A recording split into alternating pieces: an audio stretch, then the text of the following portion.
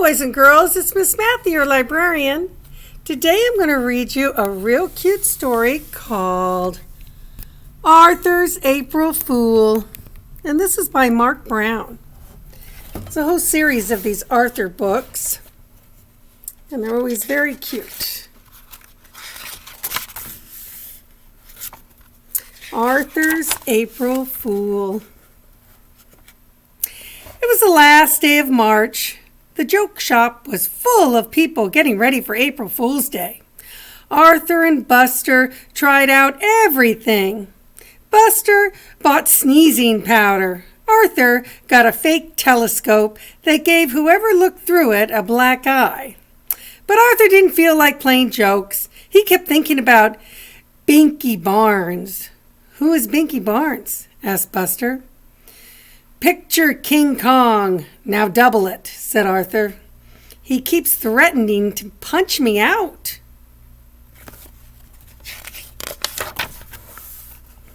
Later that day, Arthur was practicing his magic tricks with Buster and Francine for the April Fool's assembly. "Hey, Shrimp!" A giant shadow covered them.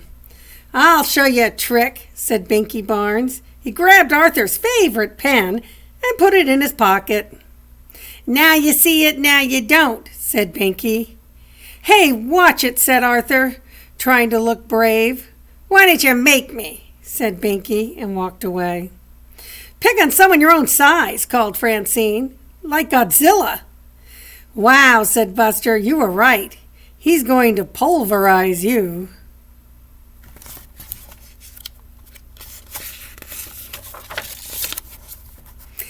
That night at dinner, Arthur hardly ate anything.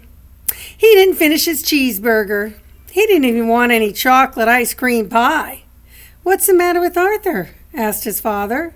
"He's worried about getting pulverized," said D.W. "Maybe he's been watching too many outer space movies," said his mother. Later on, D.W. barged into Arthur's room. "Good night, Mr. Universe," she said. "Haven't you ever heard of knocking?" asked Arthur. "After you get pulverized." "Can I have your room?" she asked. "Beat it, D.W."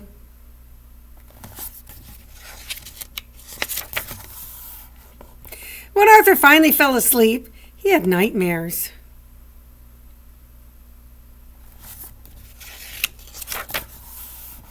The next morning, Francine offered Arthur a cookie.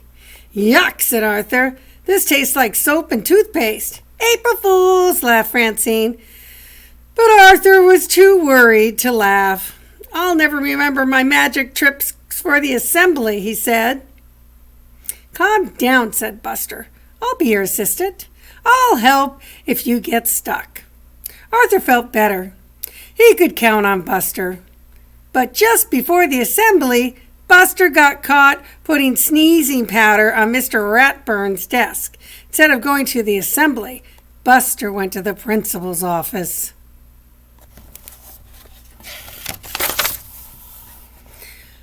"I'll blow it for sure without Buster," thought Arthur. He walked into the auditorium. Who was sitting in the front row? Binky Barnes. This was going to be even worse than he thought. Arthur worried while Mr. Ratburn read people's minds. He worried while Francine and Muffy did shadow tricks. And he worried while the chorus sang that old black magic. Finally, it was his turn. "For my first trick," said Arthur, "I'll need a volunteer." Binky Barnes jumped on the stage. "Surprise, Pipsqueak," he whispered. Arthur gulped.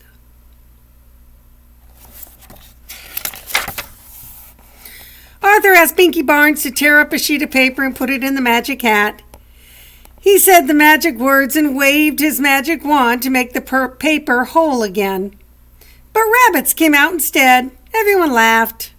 Arthur took a bow. By mistake, flowers fell out of his sleeve. Binky Barnes laughed, harder than anyone. Then Arthur had an idea. He winked at Francine.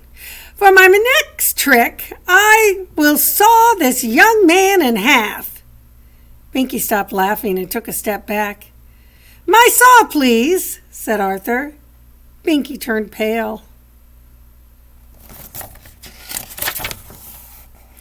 And now the bucket to collect the blood. Binky screamed. He stepped back again, this time right off the stage. Everyone laughed, even Mr. Ratburn. After the assembly, Arthur stopped Binky in the hall.